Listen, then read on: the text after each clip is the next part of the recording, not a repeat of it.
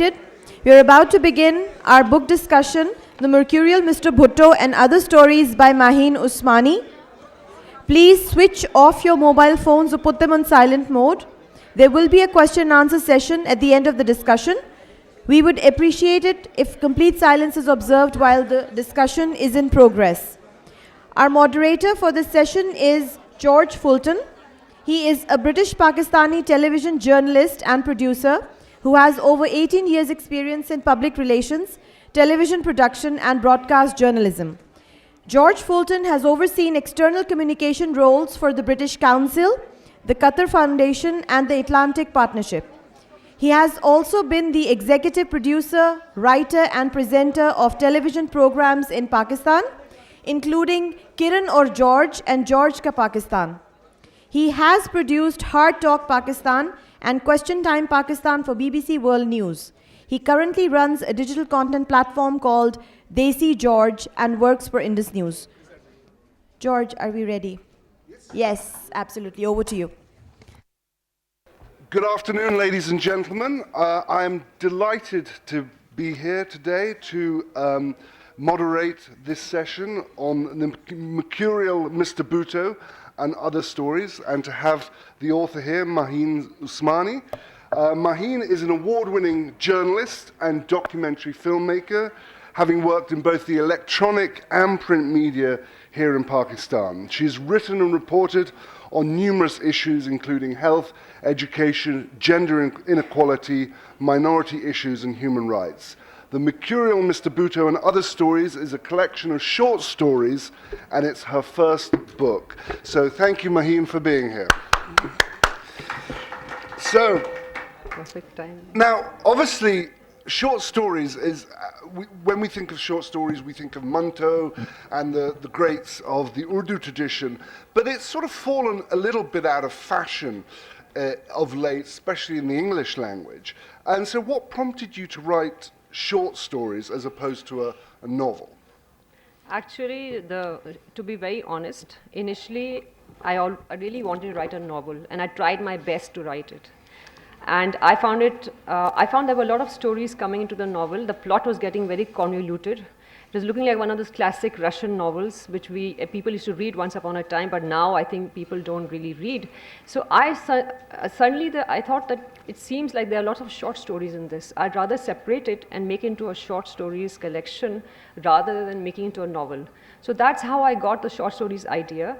And the other thing is that I love the short stories format. I enjoy reading it, like our older writers like Manto and French writers like Maupassant, Chekhov. Brilliant writers, just brilliant, and they say they're like slices of life, different people's stories in every single story. So that's how I came about. But it always seems to me it must be quite a hard format to do, because you're having to provide plot, character in such a short form. If I had known it was going to be so tough, I wouldn't have done it. I found it very difficult later, but then I said, it's a challenge, so let's go ahead and do it. Now, I think everybody out here would be interested in the title, The Mercurial Mr. Bhutto, as well as Other Stories. So obviously that is a story about towards the end of Bhutto's life and his judicial hanging, and told through a young girl's eyes. Right. What prompted you to write that and to bring in a real-life person into a piece of fiction? Actually, I've always been a bit of a history buff, so I like looking at our political leaders, and unlike present-day times when we think our political leaders didn't ever exist except for the present ones or the ones you support, I feel that they're part of our history, and I found Mr. Bhutto's life and many things about it very interesting. And my father had served in the Sindh government, and he was a senior bureaucrat during the time of Bhutto's prime ministership, plus his trial and then the eventual hanging. And when I grew up, my father would tell me stories from those days, which really fascinated me, because when I grew up and I looked at social media and what people have to say, it was a completely different narrative to what my father used to tell me. And I chose to believe my father, and I asked him, but this is not what people say happened during Bhutto's time, and my father said they're lying. And Right. I said, how can so many people be lying? And he said, you would be surprised what ideology makes you do. So then I had these ideas from these stories that my father told me. I took a non-fictional character like Mr. Bhutto and built a fictional story around it in order to write about him. So you don't see anything personal about Mr. Bhutto there. There are no dialogues with Mr. Bhutto or anything, nothing like that, because I didn't know much about that. But so I made it like that, and you're probably going to ask me why the title Mercurial. I said, yeah, why Mercurial? Yeah, because when I look at his life and what I hear from my father, and also I've done research on Mr. Bhutto because of my media days, I was given assignments to do on Mr. Bhutto, and I didn't know much. I found that the word Mercurial really sums him up, because you can use many other adjectives for him, but I thought Mercurial was something that really stood out for me. Hence, I used that in the title. So he had different faces and different moods and Yes. different... Yes, definitely. Right. What I found really interesting in this series, and I highly recommend everyone to get this collection of stories. It's a very quick read, and it's Yes. really good. But many of the stories have female protagonists who are trapped, suffocated, that lack a sense of agency in their lives, and you really capture the claustrophobia that women, even in high society, face in this male-dominated society. To what extent was this autobiographical? Well, there are some things in it that are autobiographical, because whenever a writer, especially when they write their first book, it's always to some. If they say it's not, then I don't think they're telling the truth. Usually there's some element of autobiography in it. So the same with me. One of the stories that I had worked in media, so my experience of media and the concentration on a certain narrative that all the time either it's politics or it's something that's agenda driven. So they don't focus on human interest stories, and many times I had issues because they wouldn't listen to me and they wouldn't give me enough time for my socio-economic packages like health, women's education, minorities.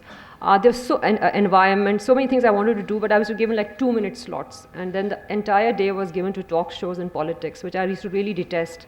So I used that element, what I wanted to say about the media, the way they operate, in one of my stories. But I used it in a way, I tried to use it between the lines in a subtle way, because having learned from classic short story writers, they never spoon-fed people the message. They actually let the readers think for themselves. So I kept the story short, and I let the reader understand the message on their own. But in that particular story, Yeah. which is called 15 Minutes of Fame, and it's a delicious satire on our obsession in Pakistan with 24/7 news and how we cover news in a way that is detrimental to society but also to real people's lives. There was a palpable seething anger in the conclusion of that story, Yeah. and I wondered to what extent was that coming from personal experience from Yeah. 24 from your That's work for in the me. media. That's for me. You can feel the palpable anger, because I used to feel very strongly about it, and no one listened, because they said, no, the viewers don't want to see this, Maheen. Why do you want to work on health? Why do you want to work in education? I said, why not? It's very important. No, nobody's interested. We want to know about politics, about which judge said what, and which political leader said what. And I said, why is everything breaking news? Like somebody just goes from here to Murray and this is breaking news. Somebody as a political leader or But it's also important section. satirizing our desire Yes. for sensationalism in media. That's what they said. They said the viewers want to see this sensationalism. We get TRPs, high market ratings because of this. Hence, we have to show this. And I said, the viewers are not, I refuse to believe viewers are that stupid. I used to say that. I said, you are underestimating us. You are insulting our intelligence. But they used to say, no, you're just a minority. Everybody is like that. That's what they want to see. So hence, I wanted to bring that thing, that aspect in this story. So I used that in 15 Minutes of Fame. Yeah. One of the stories, Baby, is about child sexual abuse. And interestingly, the victim is a boy and the perpetrator of the sexual abuse is a woman. Why did you want to write about the subject, first of all? And was there a reason not to have the usual man-girl stories we read about of child sexual abuse? I wanted to write about it, one, because it's a topic that is very pertinent, but nobody writes on it. Especially, no female writers write about it at all. And male writers, I don't think I've seen anything. And this is something that is very pertinent, but we don't talk about it. We brush it under the carpet, and it's something that, again, I feel strongly about, because it's about children, and they should be protected, and they are not in our society. And many times we believe adults, but we don't believe children, which really upsets me, because I think children are very innocent and they always tell the truth, unlike adults. They learn how to lie from us. As they grow older, we say, oh, sometimes I'll lapse into Urdu, but your Urdu is quite good. Koi baat nahi, Koi baat nahi, right? So sometimes they say, ऐसे कैसे हो सकता है, ये तो झूठ बोल रहा है बच्चा, can you imagine what rubbish? And so I say that listen to your children and do not trust them with everybody, because you don't know who has what intent. And many times it happens that children try and speak up, but they are not listened and heard. And I don't use the word victim, George, because I rather use the word survivor, because I think victim denotes weakness, and the child does not know what's happening. And many times we don't explain sometimes to children that this is wrong, this is bad touch, this is good touch. The poor things don't know. They might feel, of course, we have intuition that tells you something wrong is happening, but they don't know enough to express themselves. I use a male survivor because I feel it happens a lot with boys, and that is covered up even more. So hence, there was no other reason for it. I just wanted to use a different kind of, I wanted to have a survivor who's a boy, and then later on in the story you will see that there's a twist later towards the end of the story, right, with the mother. So I just wanted to write about this topic, and it's such a sensitive topic. You will notice I put this story at the end of my short story collection, because till the last minute I wasn't sure, should I actually put this in? And this was a story that took me the shortest amount of time to write. I actually wrote it in like 2 or 3 sittings, but till the last minute I wasn't sure, okay, should I go ahead with it? I mean, again, log kya kahenge, or what, maybe my mother might say, what is this, or something, but they didn't. They received it very well, and people liked it a lot. And if you don't mind me asking, I'm going to touch on it. Have you been impacted personally by this issue? No, I haven't been, but I've seen it happening, with friends and with other, relatives, and sometimes just mention in passing. Oh, this, ye bhi hua tha, jab hum chote the. Or, the driver tried this with me. I was like, what? And they, oh, but it's okay. And then they were like, हमने अपनी अम्मी को नहीं बताया. And they're telling me, so I said, why do you think you should talk to your mother about it? Oh, it was like 30 years ago or something, 40 years ago. And I should tell you something, George. There was a family friend of ours who was like a friend of my parents, a very respectable, venerable gentleman. And it must be in his 80s. And he took my book, and then he gave me the feedback by writing a letter. Because, they don't believe in email and stuff like that. So, and WhatsApp, they don't understand. And text messages, they don't read, and they don't pick up on cell. So he said he'd write me a letter. He wrote me a 10-page letter, 1 page for every story, the feedback. Right. So I went through the 10-page letter, and then at the end he wrote about the story Baby. And he said to me, Maheen, I read your story, and I have to tell you something. This happened with me, 60 years ago, 70 years ago, and I haven't told anyone about it. No, I haven't told a single soul, but I was so moved by the story that I'm telling you that this happened to me. And this is something that I tried to bury in the past. I try not to think about it, but it is always there on my mind. And I wish my parents had explained to me that this is something that, if they just explained to me this is wrong, and they hadn't trusted people with me, this wouldn't have happened with me. So that made me really, it really moved me that uncle, wanted to trust me with the story, and he was so moved by it. And he's a very fierce critic, so him liking my book was like, amazing for me. There's another story which is a delicious sort of social satire set at a soyam. And I don't want to give it away to anyone who wants to read, but it really captures the subtleties of class distinctions in Pakistan, especially in Karachi. It's quite a Karachi centric set of short stories. Was that, again, where did that come from, that story? Well, I did want to write, it's Karachi centric because I know Karachi the best, the city, but perhaps later I'll explore other cities too, but where did that idea come from? Are you asking me? Yes, setting an event at a Soyam. See, okay, the title of the story is, for people who haven't seen, is 50 Shades of Grief. And that's a pun on the book, of course, if most of you, I'm sure, have read the book or seen it or heard about it. So whenever I was in Karachi, I used to, I mean, of course, people pass away and you go to funerals to pay your respects. And the Soyams, I attended like, I don't know how many Soyams in 1 year. And I used to observe, being a writer, can't help it, fly on the wall. I used to observe people at Soyams. And I used to see that there's a certain face we feel that grief should wear.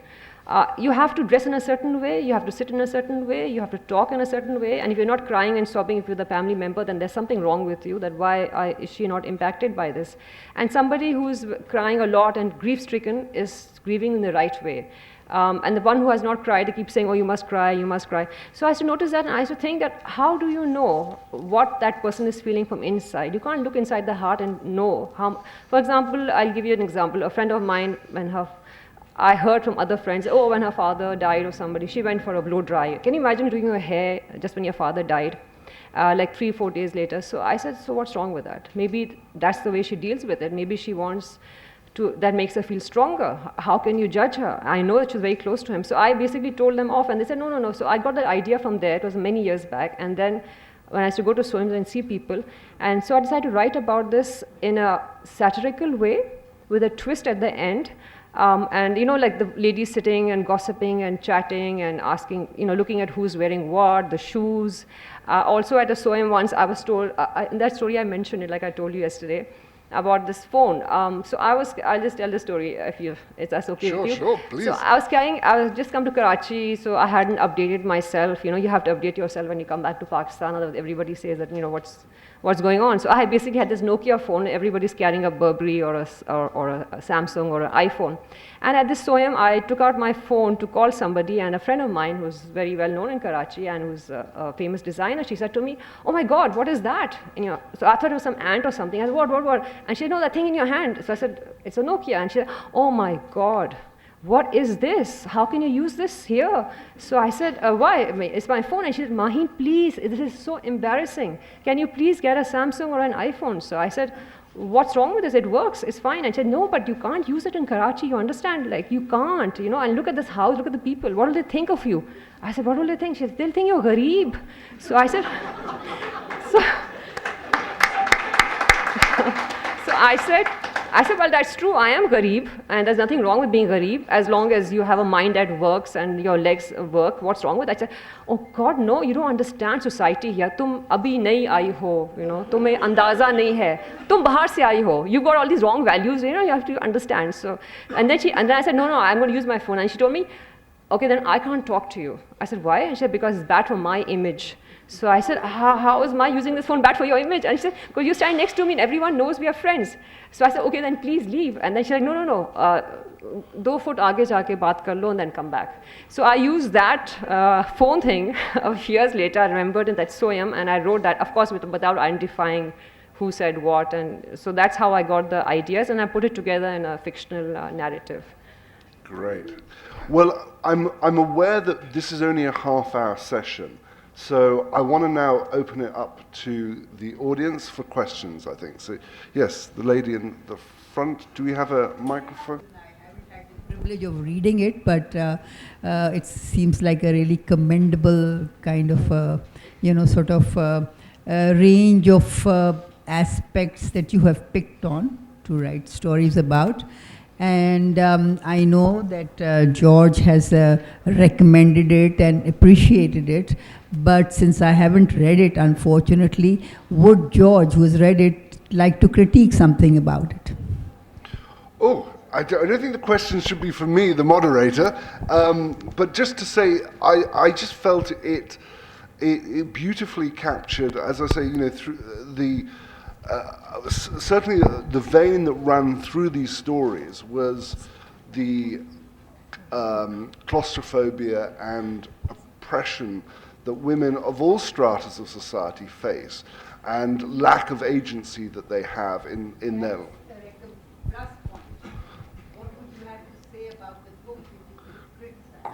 Oh, critique. I don't know if I want to critique it. George, be careful. Yes. He's sitting very close to me. Yes. Yeah. Yes, she's got water and public forum, so I don't know if I want to critique it. No, go ahead. Is there, Go ahead. is there another question, please? Yes, the lady. Thank you.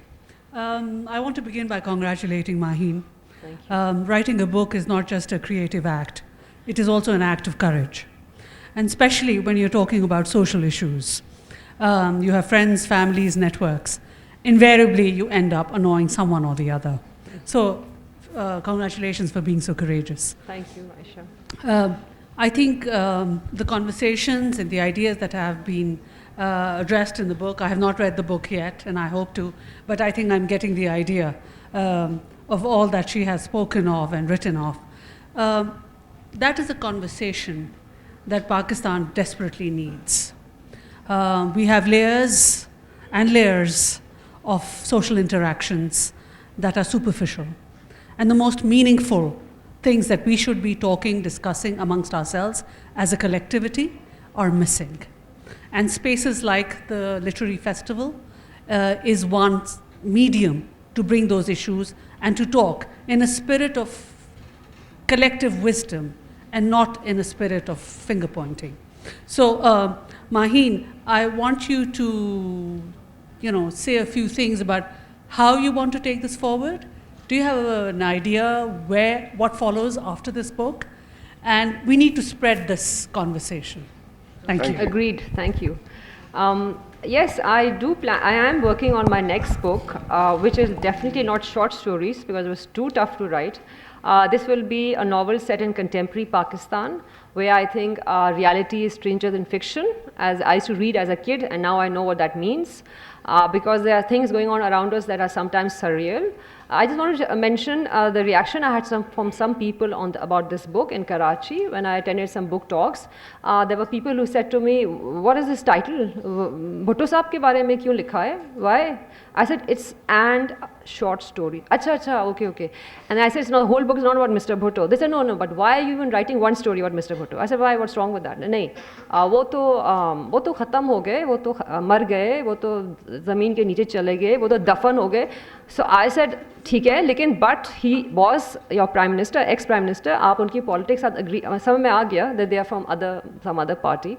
And so I said, okay, you may not agree with his ideology or his party views, but he did exist, and people in other countries write about their ex-political leaders, nothing wrong with that.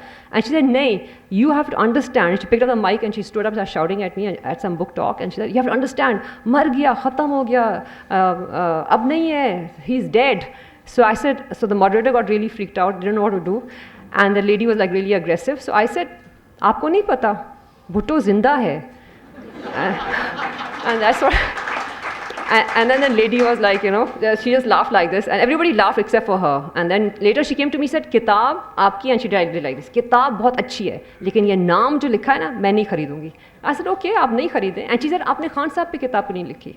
तो I said, मैंने कहा, "खान साहब तो अभी आए हैं, हमने किताब 1 साल पहले लिखी." So she said, "तो आप लिखे ना खान साहब पे." तो मैंने कहा, "Inshallah, I will." So what would your title be for your short stories on Khan Sahib? I can't give that away. That has to be my own, right? Well, somebody else might take it, anyone in the audience. So I'm thinking about it. The capitulation of no. So George, anyway, be careful. Next question, please.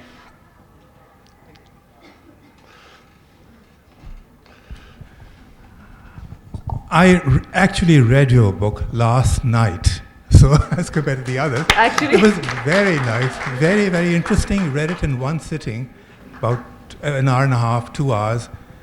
Reminded me of a modern day Somerset Maugham. Very nice. Keep it up. All of the stories were very interesting, some more than the others, but overall a tremendous effort. Thank Keep it you up. so much. Does anyone have a question? Okay. So No? we can talk about.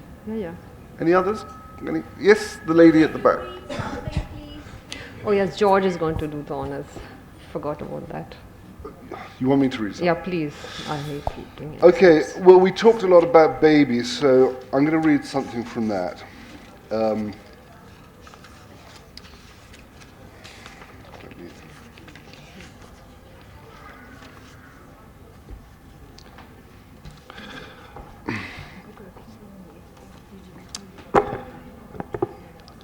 Tell me, whatever is it that is troubling you, Bitter? He scuffed his shoe. Nothing. Okay then, why do you not want Bilu to sleep in the same room? Because I can sleep alone. If anything happened, you know you can tell me. He looked up then, his eyes trained on her. She felt a sob rising in her throat. I will not blame you, Bitter, ever. Trust me.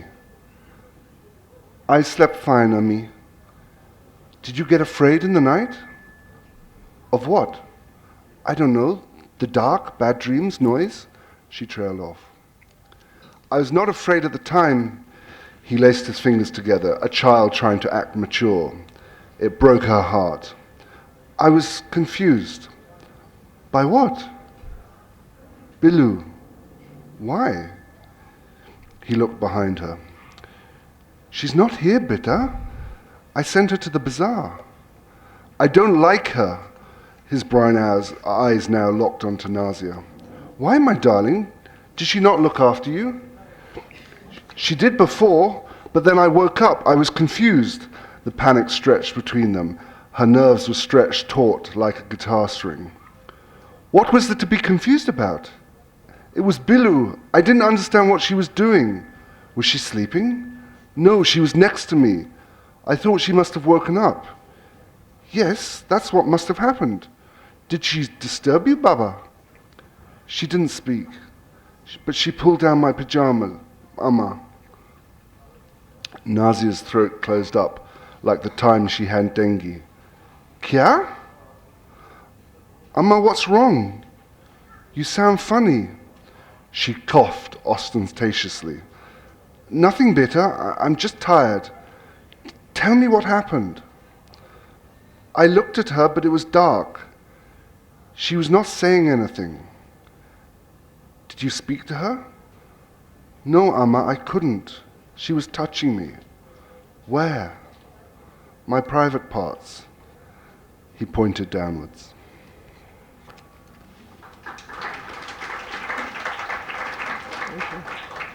Another question. So, yes, sorry. Yes.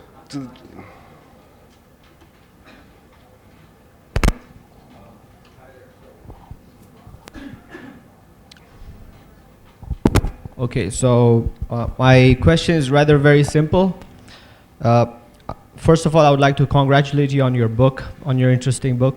And secondly, the question is, I wish to ask you what inspired you of Bhutto, and since you've been inspired to write this book later on, could you give us a few examples from Bhutto's life that you think would motivate us, all of us Pakistanis and anyone who's not from Pakistan? Thank you. Okay, so your question reminds me of some comments I received as feedback for my story on Mr. Bhutto. People, when they saw the book, they said, I mean, without reading, they said, oh, you've written on Mr. Bhutto, so you like him. I said, no, oh, you hate him. So I said, no, why do you have to like or hate? Why can't you be in between? Why can't you be objective and see people for what they are? I feel our political leaders are like us. They can't be perfect. Well, nobody is perfect in this world. Don't we all have shades of grey? We're not black and white, right? If we have shades of grey, our political leaders are also human beings. They will have shades of grey too. But I see a lot of polarization in Pakistan. I see a lot of dissension and inability and reluctance to understand each other.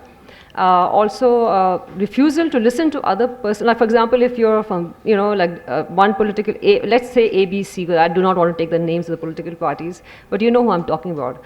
You say, if you're from party A, you don't want to hear party B, supporters say anything, so at least listen, and then you can decide yourself. Why not have dialogue rather than confrontation? So that is one thing I noticed, a lot of polarization in this country, and the reason I wrote about Mr. Bhutto, I told you why I did. I thought he was a very interesting character, and not much has been written about him. Who has written about him? Stanley Walpert, one or two biographers, that's it. We don't really have, in the fictional world, very little has been written, so I wanted to write about him in that way. But I didn't know enough about his earlier life, so I wrote about him, Prime Minister, and then when he went for the trial, because that's what I researched in my media time. And as for examples from his life, you mean to say to motivate you in the right direction, I assume that's what you mean. Well, he was a brilliant man. I think he spoke extremely well. If you look at his speeches, he was brilliant. But he was unable to, I think he was a poor judge of character. And that is what led to his downfall, I think. And also he maybe you can say that he was very interested in remaining in the top slot, despite perhaps not winning the election and just wanting power at any cost. So as I say, if you are egoistical which happens to all our political leaders, not just him, so your downfall is bad too. You forget.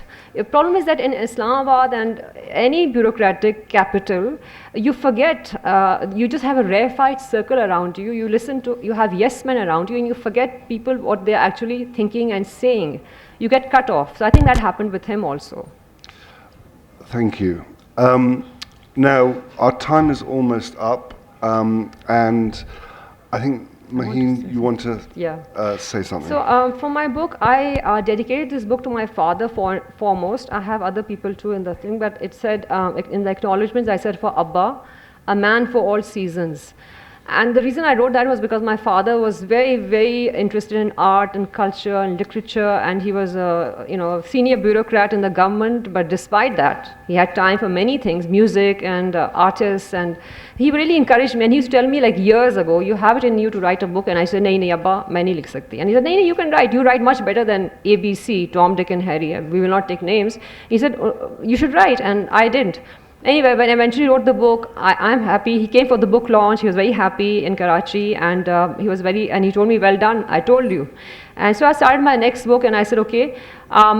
So what happened was that my father passed away 4 days ago, and in Karachi. And I basically buried him, and then I came here.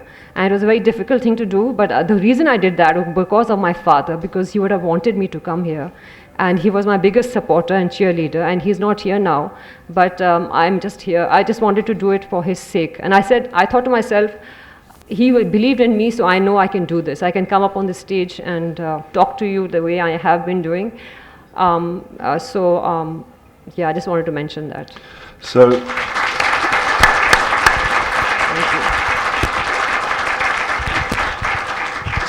so I think if we could just have a minute's silence for Maheen's father to end this session. And I'd like to mention his name, Mr. M.M. Usmani.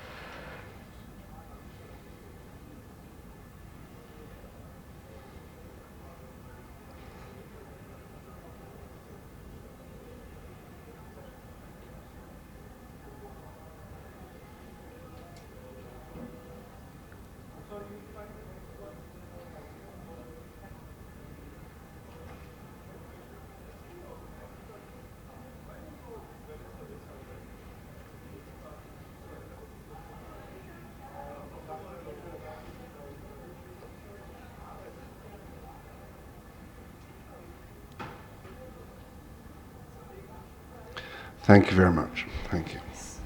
Thank you so much for attending this session. Copies of this book are available right outside the hall. Please go ahead and get your copy. Our next session is Striking Peace in a Nuclear Charged Environment. It will begin at 2:15 p.m. I would like to thank Ms. Andrula Kaminara, Ambassador of the European Union. She was here. Thank you for taking out time and attending the session. Thanks a lot. I hope you had a good time.